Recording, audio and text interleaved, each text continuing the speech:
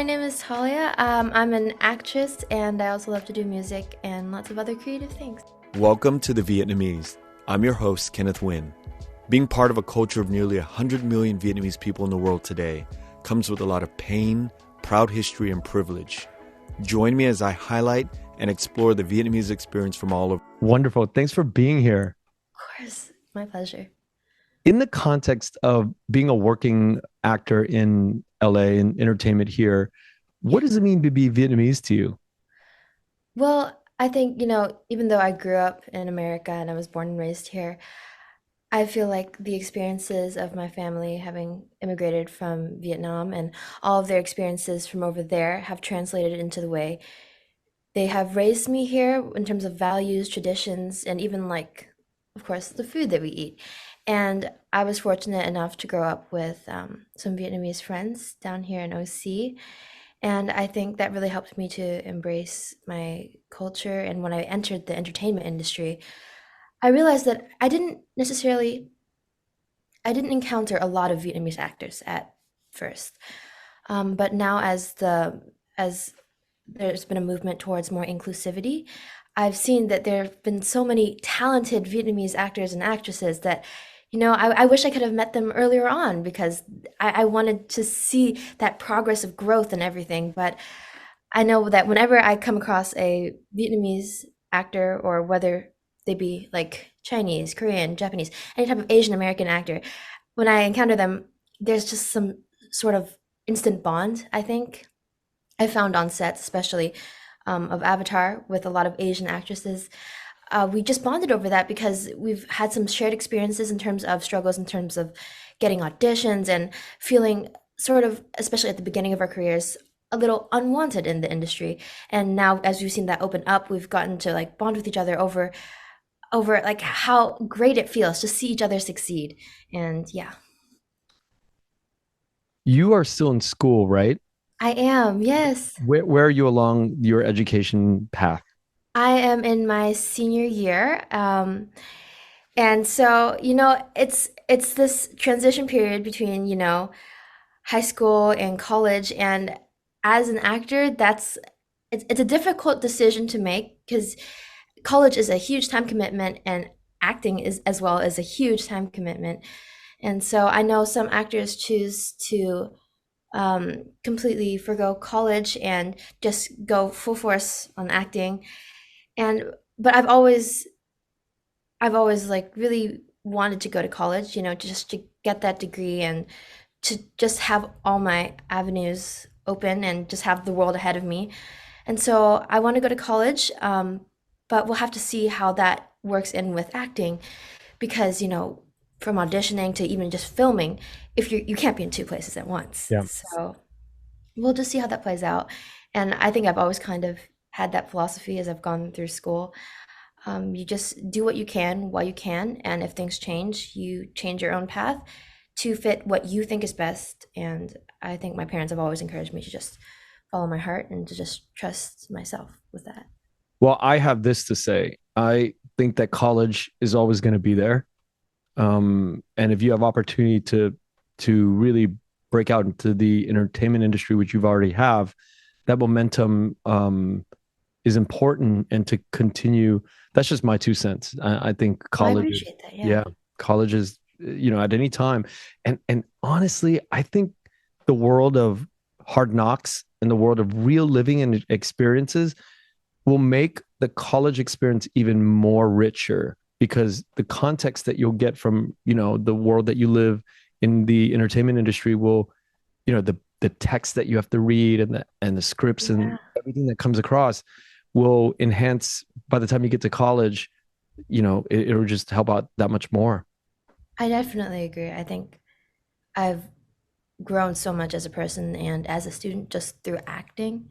And even though it's not like a traditional academic setting, I think a lot of people could benefit from just, going through these texts and meeting all these people. And it's just, I feel like I've grown so much as a person through that. Yeah. Who is it? Natalie Portman, child actress. And she ended up going to Yale or Harvard. I don't know what part of her career, did she get into it, but No, I definitely am open to flexibility in terms of that. yeah, I think just take advantage of what comes to you in the time. Yeah. Opportunities. For somebody who's so young, your interviews that I've, come across from the ones that you've sent me, it's just so professional, and it's beyond professional in also where the answers that you give is just so rock solid, you know? I appreciate that. Where does that come from? Um, honestly, I don't really know. I think just before my interviews, I try to give a good amount of thought to each of these questions because I really do think that I take these very like seriously. Like it's a part of my career, and I just it's always been for fun, but also this is something that I'm very serious about and very Yeah. passionate about, and therefore I think when you're really passionate about something, you just have so much more to give. And I think that's really been a driving force of my career, whether it be interviews, auditions, anything.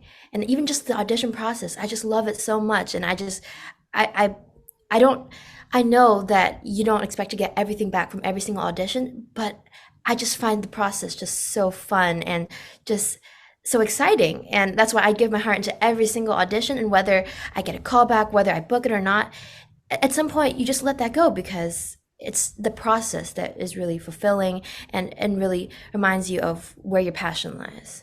That's a wise perspective to have, because I've heard, I grew up in LA, and I've heard for my entire life how bad actors hate to audition. They I don't I enjoy hear it. that from friends too, and I'm not sure whether it's because I come from a I live in a non-artsy place, because I'm from OC as opposed to LA, and there's not as much hustle around it. I can kind of just be an artist in terms of Yeah. what I do, and my parents aren't in the industry, so there's no like added pressure of you have to succeed like I did in the industry. I think when you take the pressure of needing to meet some expectations Yeah. off of it, and you can just let yourself grow as an artist. What do I want out of this audition? Where do I want to push myself here? Where do I want to add something that I didn't think of before? How am I growing as an artist through each audition? And I think if you take that perspective as somebody who is just, working their craft a little bit here and there and just let go of the pressure, I think it just becomes so much more fun for you. Who taught you that? I don't know who taught me this. I think I just I kind of stumbled into the acting field, honestly, and No, who taught you that attitude? That attitude of the journey is more important than the final destination. I feel like a lot of it's from my parents. Yeah. Um, they worked really hard to come over here and create a stable life for us, and they wanted me to be able to pursue my dreams in any way, and especially because I started when I was young. So they kind of just gave me the freedom, and they're like, you can enjoy this, while you have the freedom, you can be financially dependent on us, right? Your schooling is kind of secondary to what you want to Wow. accomplish right now. You have all this time, and you have all this potential, and it's such a bummer to those who who get lost in all the other stuff of life when you've got dream, you've got passion, you've got spirit right here, right? Just to grow that. And I think also I take a lot of inspiration from my sister. She's one of the hardest workers I know, and she has fun with everything. And I think just seeing that throughout my life has just been really What great. does your sister pursue? My sister is disabled, so she doesn't pursue a traditional career path or anything like that. But just to see her passion around people, just to see her, um, she just thrives in wherever she goes. So I really love to That see. makes sense now. I'm starting to see. Yeah. The sort of the inspiration from your sister, Yeah, when you see it firsthand, and the opportunities that you're given, because she's your older sister. she's my younger sister, Younger younger by two sister. years. Yes. Got it. Yeah. And what does your mom and dad do? They're in medicine, so very different from acting. It's a very, defined, clear-cut path. You go to medical school, you go to residency, you go off and you find a job, and it's all so different. And I think them seeing me go into the entertainment industry where everything is just so fluid and just so ambiguous, I feel like sometimes it can be frightening, but I think they're just happy to see me happy, and I'm really appreciative for that support. And they're both doctors. Yes.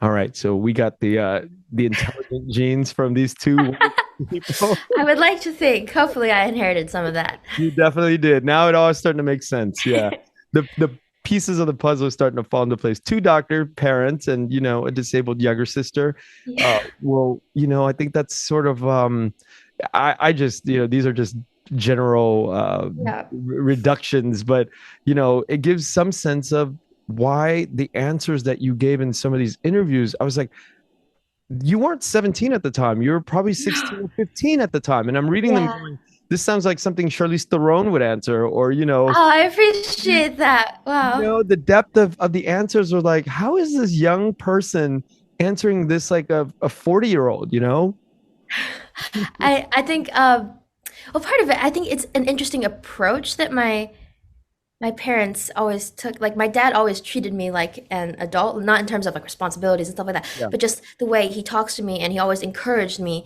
to both embrace my youth, but also to ask questions and to dig into the deeper things and not to be scared of adult subjects. And I think that is, I feel like, you know, you've got youth who want to grow up too fast, but aren't digging into the deeper things of life.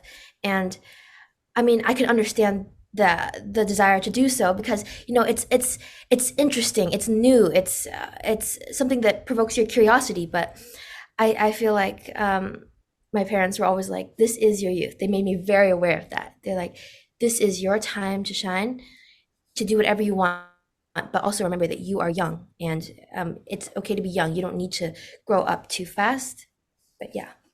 How beautiful is that, and especially in a generation, because I probably am your parents' generation, and their parents were probably really not pressuring, but really advocating for health science and Oh, that yes. route, and then to produce parents that are actually medical doctors, and for them to kind of like have a total turn of perception or direction for their children in this day and age to become the best versions of themselves that doesn't require their kids to become doctors. We're starting to see that pervasive sort of attitude in people and parents of my generation. We're departing from this pressure to pressure our kids to take up medical fields, right? I think that's great because Yeah. honestly, it's a great profession. They do great things for people, but it's not for everybody, and you Yeah. can't fit everybody into a little box. And I think that you're starting to learn that, and I think it's really freeing up today's Yeah. youth, It really and to do things that are even greater, even though it's not in this a line of sight that you see outside of that field of vision. There's just a whole world to explore, and I think that we're being really free to explore that. And I've learned through kind of dealing with parents that are my age or a little bit older that once they were able to lay the tracks financially down for a secure future, then they were Yeah. free to get you, because you're in essence third generation now of Vietnamese, right? Because your grandparents came with your mom and dad. Oh yes. So my parents are immigrants. Yeah. Yes. So They yeah, by the time the third generation arrives, the base is already kind of laid down financially, and we're not worried about surviving. So yes, now we're allowed to take up these opportunities in the world of representation. I mean, what you do absolutely. And I is think that's really exciting. I don't like with my grandparents, I'm not sure if they really saw like what I was going for at first, just because, they've kind of stayed in that survival mode yeah, their entire life. And it's honestly kind of sad to see that they're they're always acting like they're surviving, yeah. and it's something that stays with you, like that fighting spirit, like you're fighting for your place in this country, you're fighting for that financial stability. And um and I think that once they saw me on set and doing this and being really happy about it, I think something just clicked for them, that what they fought for was the opportunity to be happy, to chase your happiness in whatever avenues that you want. And yeah. When did you get started in music? Oh, I got started in music very young. Um, so my parents told me that when I was like a baby, I would like hum myself to sleep. And my grandparents were like, there's no way a baby does that. And then my grandpa came into the room and he actually heard it and he was like, that's weird. Um, but so as I grew up, I would just like sing all the time, and I would just like make up random songs, especially for my little sister. I would just sing her random songs. And then probably when I hit 6, I started enrolling in like actual classes because my parents were like, well, obviously she loves singing and music. And I was also really sensitive to music. Like when my grandma would play sad music, I would just start crying as a baby, and then she would turn it off and I would immediately just stop crying. So they knew that there was some connection between me and music. And so I got enrolled in piano and guitar and voice lessons. And yeah, ever since then, I've continued to grow in terms of music, and even though that's not my primary career path right now, I develop it for myself. I Yeah. still write songs, I still play music all the time, I sing like every single day, and so it's something that I'm really passionate about. And whether or not it's something that I consistently share with the public, it's always something that's always going to be a part of me. What do you feel makes a good musician? I think that's a really interesting question. You know, a musician is so much more than just, technique. I mean, just like with anything, you drill technique, you drill being able to do these fancy things, right? You build from the basics up to the fancy stuff. And then, but what really makes an artist, in my opinion, is their ability to utilize those tools and use them as tools, not as the end product, to be able to incorporate their own unique essence and individual self into their art, into what they play, whether that be a cover of a piece somebody else made and being able to tweak notes here and there and to tweak the dynamics just to make it something of your own, or whether it be creating an entirely new piece and expressing your emotions that way as a response to outside events, as a response to internal events.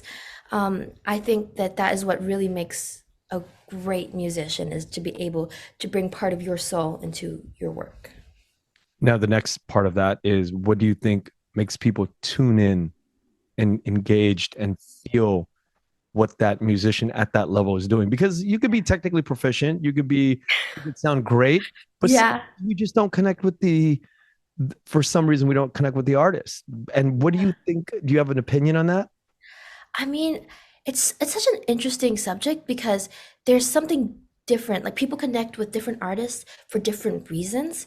And of course there's a psychology behind it, like where they're saying at certain frequencies, blah blah blah, it really it tricks the brain to do something, right? There's something between frequencies, brain, and between tempo and between repetition. And there's something that there's like there is a scientific component to it, but I feel like on an emotional level, there's something about capturing a specific emotion, one that may not fall into words when you just want to express it. And if they can capture that specific emotion, that specific universal experience of whether it be some type of pain, some type of like dynamic joy, I think people really connect with that because um, looking internally and analyzing your emotions is a very difficult process, right?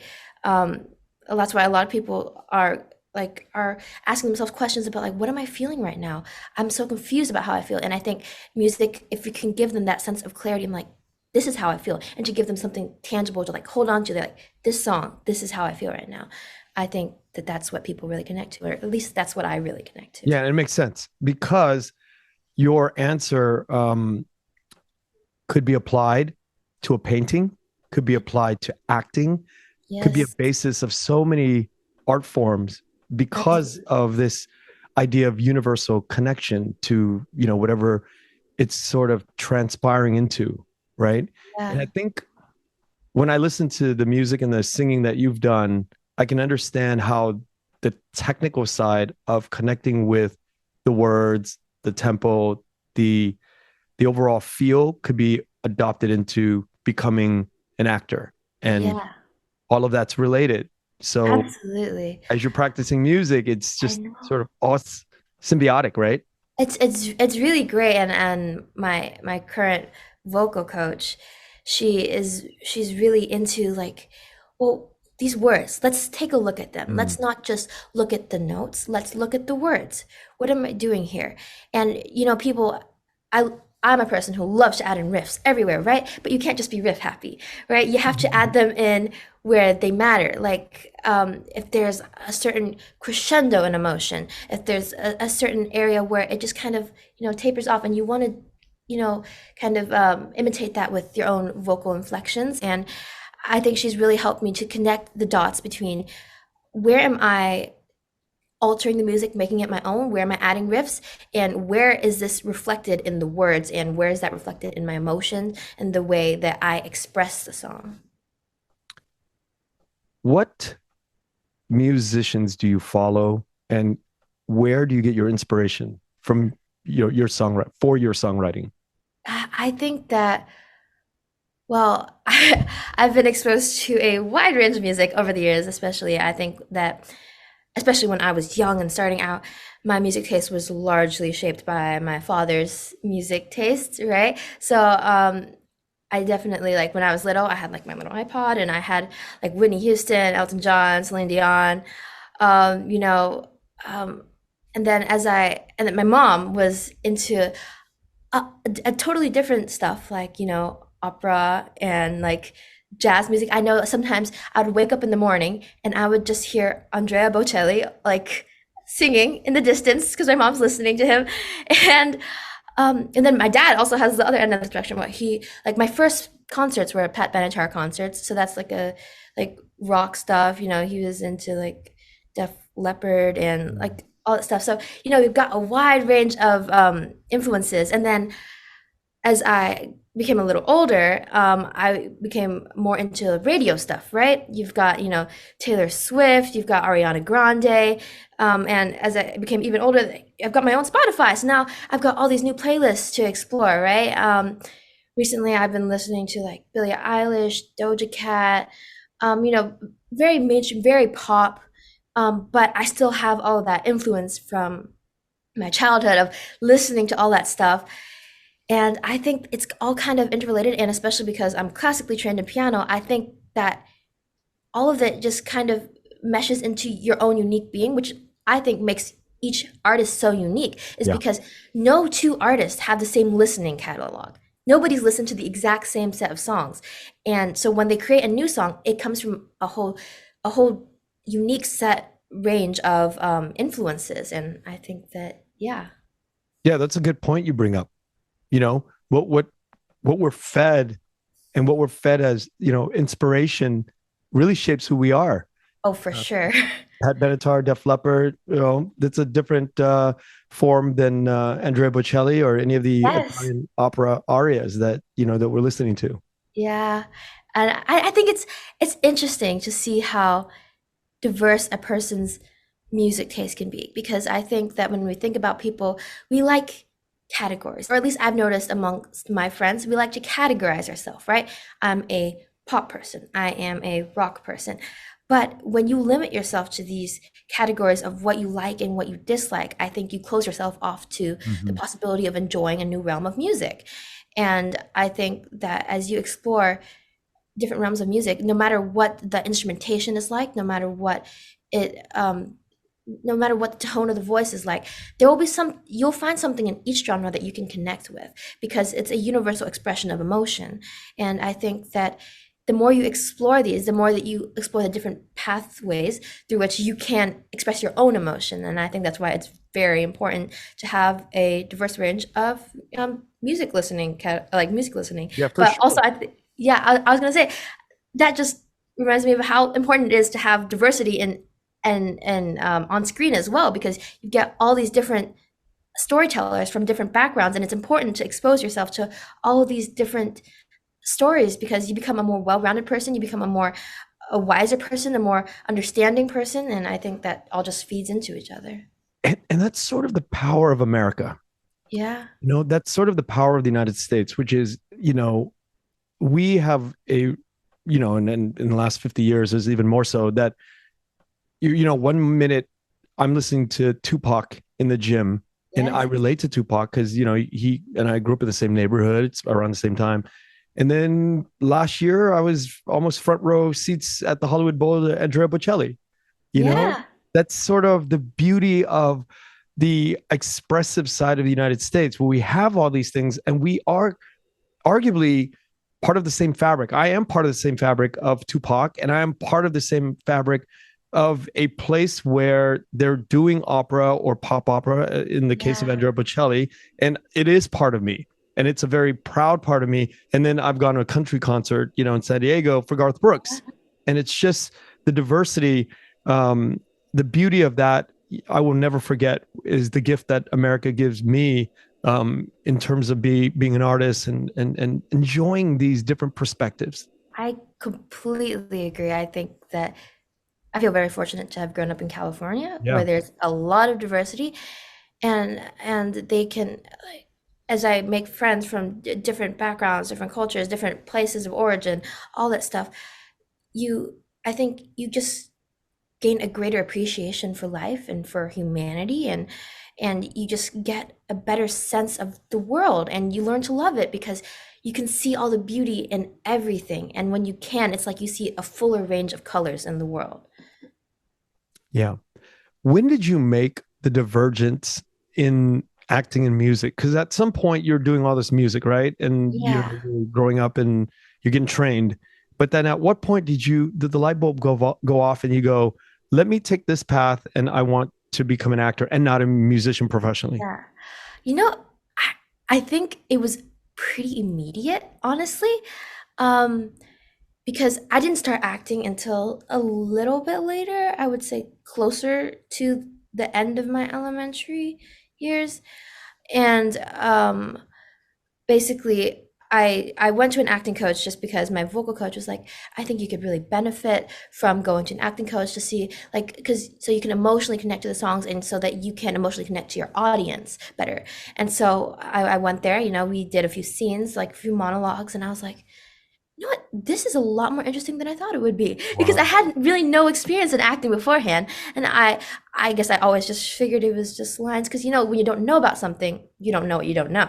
So I had no clue that there was like a whole world of emotion, a whole world of complex thoughts about psychology and about people and all of that behind the characters, and I just found that so interesting. And pretty soon thereafter, I started going to acting workshops and I sought out representation, and um, I started auditioning, and I knew that I could do both kind of because I wasn't it wasn't like I was giving music up in order to pursue acting.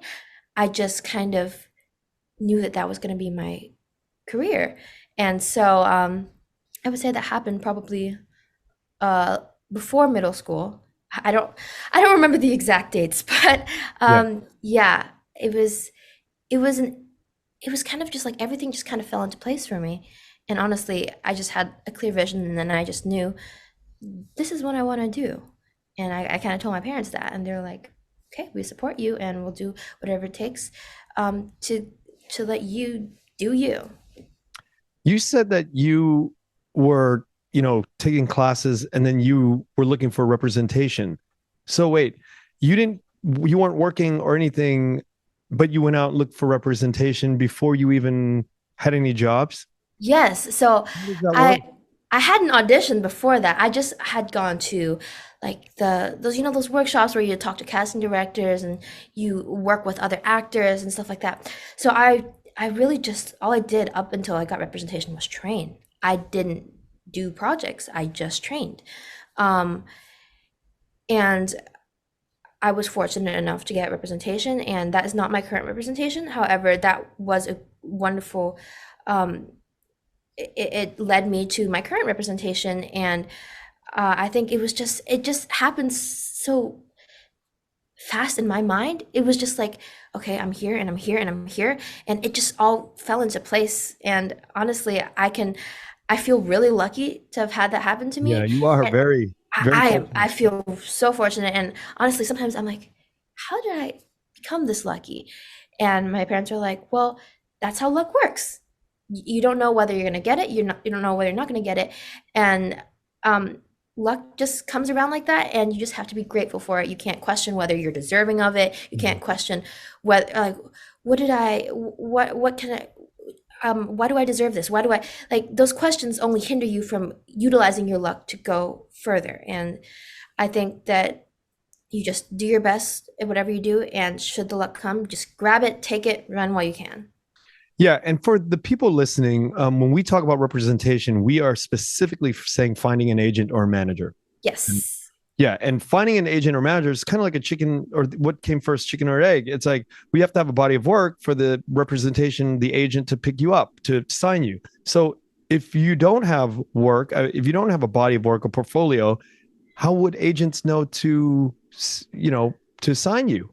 Yes. So I believe that what I did, so I went to I found my manager at a showcase, I believe, my first manager. So basically, because I was young, they're more forgiving about the body of work stuff, Mhm. and I think that this is just an advantage of being young.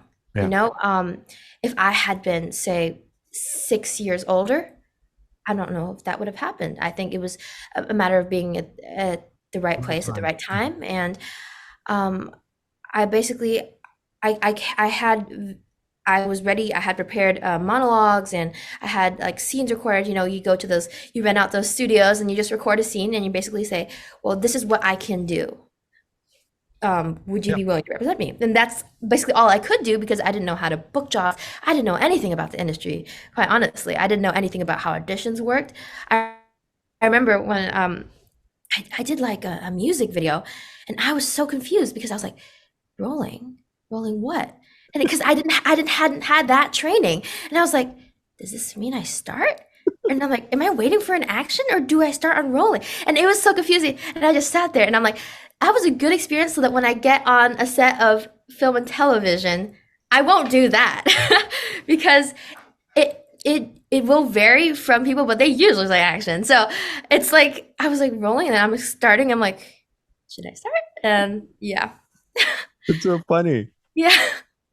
Um, what is the hardest part in those early years? Was it difficult for you in the early years leading up to getting signed? Um, you know what? I always felt sure, and I think this was, I don't even know how to explain this, but I always felt sure that I do what I'm supposed to do, and if it's meant to happen, it will happen, and if it's not, it will not. So I kind of let go of that worry early on, and I don't know why it happened. I don't know how it happened, but I just, like, if it's going to happen, it's going to happen. And if it's not going to happen, at least I tried my best. It's not going to happen. So I worked really hard on, learning how to act, learning how to engage with my scene partner, how to give, how to reciprocate, and how to all those fun things about acting, right? And after I learned those basics, I kind of just got representation, and honestly, it just happened like that, and I'm honestly still amazed to this day. Yeah, it's like, you hear all these like woo woo law of attraction, but at the end of the day, the embodiment of what you're talking about shows up if you truly have this faith. And it's like for you, it's like an unshakable, undeniable faith that life will handle itself if you Yes, do the work. yes. And I don't know. I think I've always been that way, kind of. And I think I, you know, my sister, I feel like she's just like so positive all the time. And I think she's just given me that positivity with her. And I've just taken that. I've always been like optimistic. But it's more than just optimistic. I'm just sure. And I don't know how I can be sure. I'm just sure it will happen. And if it doesn't happen, I'm like, it wasn't meant to happen. Like, it's just, you have to have that attitude towards the stuff that doesn't happen so that you can continue having that positive attitude to make stuff happen in the future. And But are you yeah. telling me that you don't even have down days and Oh, of course I have down days. I think on at those times it's like I talk to my parents and they're like, "Well, you're young. You don't have to be a thriving career person yet." And I think just having such a strong support wow. network has really helped me. And I think even just having music and having other parts of my identity to hold on to rather than just holding on to my success in acting as my main indicator of worth. My parents always like taught me that, you know, self-worth comes from yourself. You be happy with yourself. You can't control what other people are going to think about you. You know, I was talking to my friends the other day and they're like, you know what, it really scares me being perceived because I don't know the way I'm perceived. I can't manage that. And I'm like, well, that's exactly it. You can't manage that. So you shouldn't, I know it's hard. Just it's easy to say, hard to do, but you shouldn't worry about how you are perceived. You put your best out there. And if you are perceived incorrectly, that's on them. Like that's their stuff to manage. That's not yours to manage. You don't control how other people see you.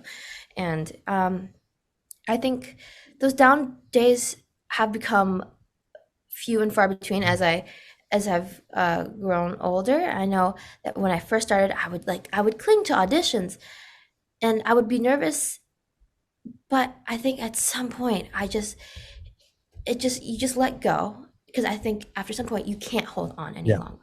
So yeah. Now, what about the social dynamics of being in high school and the work that you do? And do the people around you at your school know what you do? Is there like different treatment? I mean, how does that all work out? So I went to an arts school Okay. for middle school and high school. So I was in the acting conservatory as well. So Oh, okay. that was definitely like surrounded by artsy kids, and everyone was very understanding of that. But in terms of my elementary school friends, who I still am in touch with and regularly like talk to, um, they are they have artistic like they're great at art, but they haven't chosen the same path, you know. Um, and I think that, you know, in most conversations, I don't like bring up that especially when I meet new people, I don't bring up that I'm an actress. I'm like, if I meet a new person at school, I'm not gonna be like, oh, hey, I'm an actress. Like, that's not just something that I bring up. I think that it's great to be a person outside of my career, and it's great to be a person just appreciated for being a person. Yeah. Yeah, so that makes sense. So everybody's sort of like doing the work at the high school that you're going to because Yeah, everybody's involved in the arts and acting. exactly. You said an Yeah. acting conservatory? Yeah, I was in the acting conservatory. So that's like all the acting. So they have different conservatories for different artistic fields. And so I was in the acting conservatory. So I was with a bunch of actors, like, and we were all honing our craft together, and we're all working on it together. And I think it's it was really fun to be surrounded by a bunch of young actors that I would see day to day and just watch each other grow and help each other grow. Which conservatory? Oh, I was at Orange County School of the Arts, so OSHA. It's here in Orange County. But yeah, it was a great experience. Eventually, I had to leave because of, well, like I said before, you cannot be at two places at once. So I had to film stuff and I had to do auditions, and I can't do that while I'm at school. And eventually, my attendance just was so bad. I was like, I can't continue like this, especially through high school. So yeah. So you had to get out. You had to get I out and had get I had your to degree. go to online school, and online school has been a wonderful tool for me in terms of having the flexibility and freedom to do what I want. Pursue, yeah.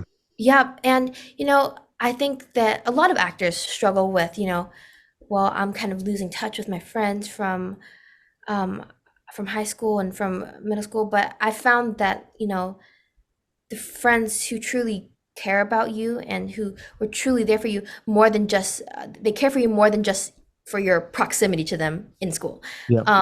They continue to reach out to you, and you continue to reach out to them. And as long as you both put in the effort, you guys are basically friends for life. So yeah. So now it makes sense why college is not really, it doesn't even sound like it sounds like an option, because it doesn't have to be fitted so squarely in like a person who goes to regular high school, because you've already seen beyond that. You've already seen way outside the box of the possibility of taking this to another level.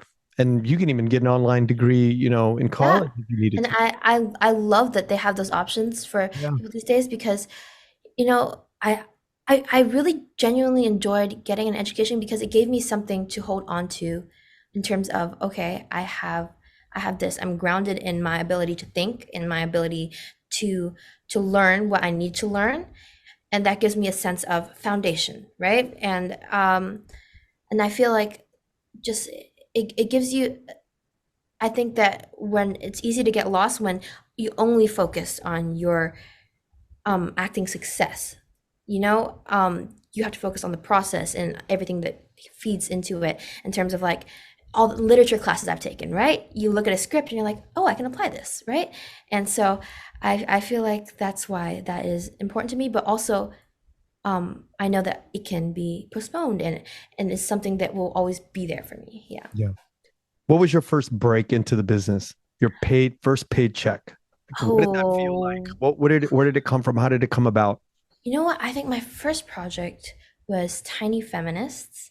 On it was like a YouTube mini series, and I don't remember the exact details of it, but I remember I auditioned for it, and then when I went to set, it was at the YouTube space, and I was like, wow, this is so cool. Look at these sets, right? You had all this really cool set design, and I was just like, man, this is really cool. I want to do this again. And yeah, we went through the filming. We filmed a little bit outside, which is an interesting like introduction into this, right? We filmed the outside pieces, we filmed the inside pieces, and I was like, it's so different from training in a classroom, right? And I think that was just really solidified my desire to pursue acting. And yeah, from there I just kept on auditioning, and yeah. Kept on booking after that. Thank you. Yes, but yeah. Now, in 2019, I read an interview out of BSC Kids. Somebody asked you about the new project at the time, Little, Yeah. that you're on, and the way you answered was like legit log line out of a studio executive's mouth, I appreciate that. and then you proceed to break down the story the way a development executive would break it down, and I was like, "Whoa, who is this person? How did you become so well versed Thank you. in the way that you answered that?" I think it's just like a matter of practice. I remember before interviews, I would with my dad, like my dad would ask me potential questions, right? Like, what might they ask you? And then I would give an answer, and he's like, "Do you like your answer?" And I was like, "It could be better." He's like, "Let's try that again." My dad was on a debate team, so he has experience with like talking and like stuff like that. And yeah, my dad gave me, he passed down some of his wisdom. And although I'm not as good at it as he is, I would like to think that I have, incorporated some of his skills into my skill set.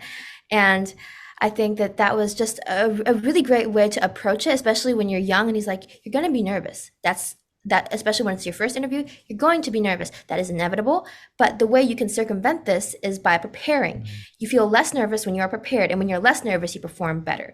And you prepare, even if they don't give you the questions ahead of time, what might they ask you? What do they like to ask actors? What do they like to ask about this movie? What is going to intrigue readers, right? You come at it from the interviewer's point of view, and you give them what would be a good answer for both them and the audience.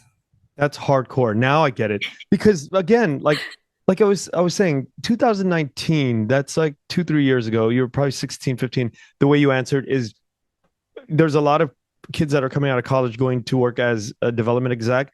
they could not answer in the same way when I read it because I was in that world 20 something years ago. I couldn't do it. I probably couldn't do it today if I read a script. That means so much. Yeah. I tried so hard, like I was, it's like this. I didn't realize at first that this was going to be part of my job, right? Like, I'm like, I'm an actor. I'm here to act. Like, what am I doing with interviews?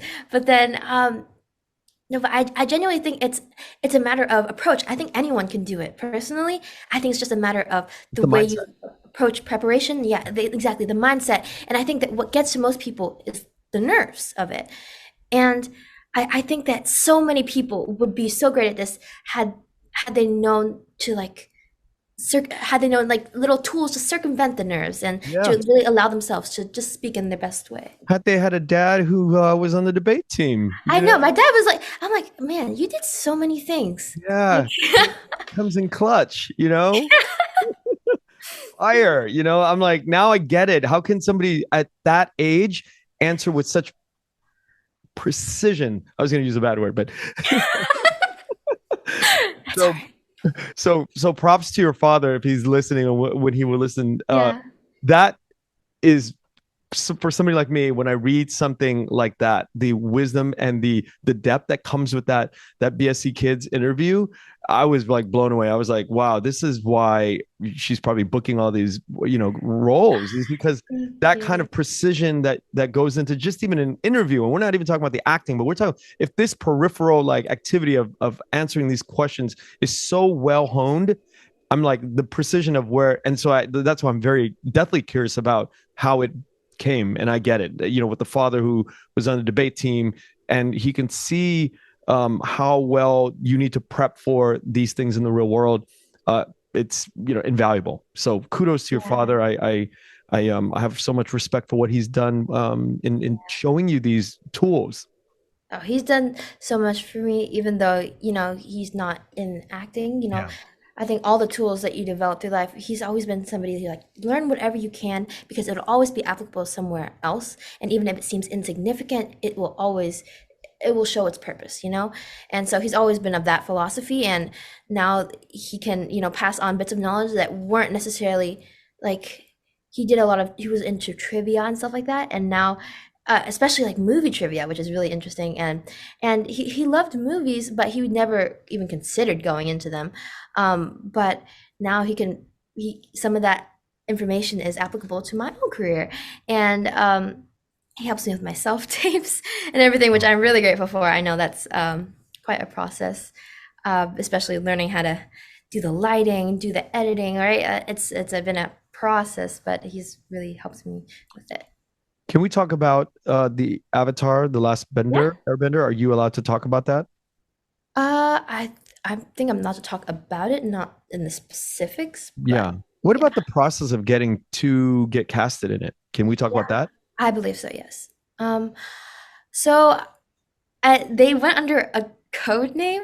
Like they didn't give the name of Yeah. the show, of course, and they didn't give the name of the character either. Yeah. Gave kind of a description that was instead of being about Fire Nation, it was about high school, but it wasn't really about high school. Um, and so I was like, this is really interesting. And they they gave me the sides, and everything was all very secretive about it. Yeah. The And sides, let's just clarify. The sides is a few pages of dialogue that's in the script, right? yes, yes, for the audition purposes. Yeah.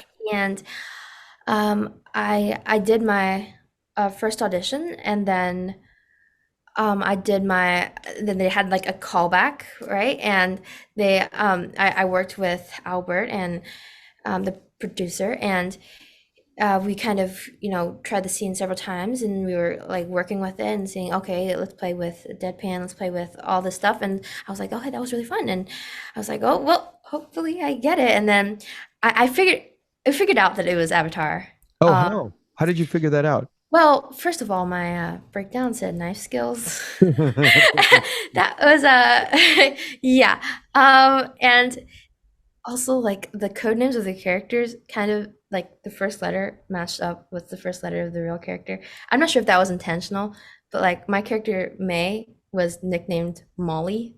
Um, so it was just some of it was just like, okay, that is definitely that. Um, Why do you think? and Why do you think they give or they hide the project to the cast in the beginning?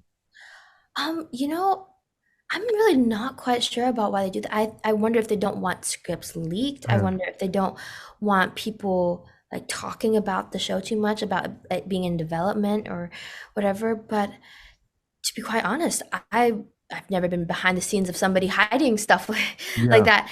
And I think they just generally want everything to be very, because everything about the show is very confidential, right? Even so, when I got cast, right, I didn't know who was going to be playing the other girls until I got like the scripts from them, and I was like, okay, these girls are playing my best friends, and yeah, I. Did you know any of them? Did you like? I had never worked with them before. Um, they reached out on Instagram though before we met. So that was really cool. I was like, oh, I was like, oh, you guys want to like talk? And I'm like, that's really cool because like, some people like before we meet, like the set on set is going to be the first time that we meet. Yeah. But these girls were very proactive about it. They were like, oh yeah, hey, my name is Lizzie. My name is Momo. And then like they reached out and we got each other's numbers because we went to stunt training first. Oh, maybe I shouldn't have said that. So, but yeah. So we. I could take that out. Would you like to Okay. take it out? Yeah, Thank you. I don't know whether I was supposed to talk about that. it's okay. We could take that out. Thank you. But They yeah, reached out. The girls reached out, and you guys yeah, all had a conversation. yeah. And then we had like a girls' night out, like while we were filming, and we bonded really quickly, and Like with tequila shots and all that. not quite, um, There but was, we had like a really big fun, party or big rager. Yeah. bigger version. No, we had to like film like a couple days, like either the morning after or whatever. But yeah, it was super fun, and the entire cast was just so welcoming, and from like the directors, producers, everybody, writers, they were all just so welcoming to the cast, and I know it was happening pretty. Like, they had a lot of people going in and out of there, so it was happening pretty fast, and yeah, it was one of the most surreal experiences of my life, honestly. Can Working in imagine. the volume was just incredible, and just from the costumes to all the sets and it was just insane. Do you know when it comes out? I do not know when it comes Mhm. out, unfortunately. Um, I wish I knew, you know? Okay. I wish I knew when a trailer came out. I wish Yeah. I knew all that We'll be stuff. we'll be looking out for it. We're anticipating it. I think it's something that many of the fans are looking forward to, right? Yes, yes, I do hope so because I really love this cast. I really love the team behind it, and I really think it's going to be something that people are going to love. Yeah. But Talia, thank you so much for coming on Thank today. Yeah, you. I really got to understand, your intellectual makeup, how it's all Yeah. put together, and it's so for me, it's very riveting to discover and to hear how, people like mom and dad and people that you are touched with, in your training, the teachers that really form and shape you is so it's enlightening. I come from another place too, which is I have a daughter that Yeah. she's 6 now, and a son who's 4. If they decide to go down these routes, that Yeah. I want to know. I want to know what your father did, and I'm so happy Yeah. to have you Yeah. share with me. Oh, that's so. Are they already into acting and stuff or like any artsy stuff? They're really into singing. Yeah, Ooh, yes. my daughter's really into singing. I'll be So rooting for them. yeah. Well, thanks again, Talia. I Thank really you so appreciate it. much. All right. Thank you for listening to The Vietnamese with Kenneth Nguyen. The Vietnamese is produced by Brittany Tran. Special thanks to Jane Nguyen, Catherine Nguyen, Tina Pham, Sydney Jamie, and Christo Trin. Please find us on Instagram, Facebook, and TikTok at The Vietnamese Podcast. You can also find us on YouTube, where you can subscribe, like, and comment. Please rate and give us a review wherever you find our podcasts.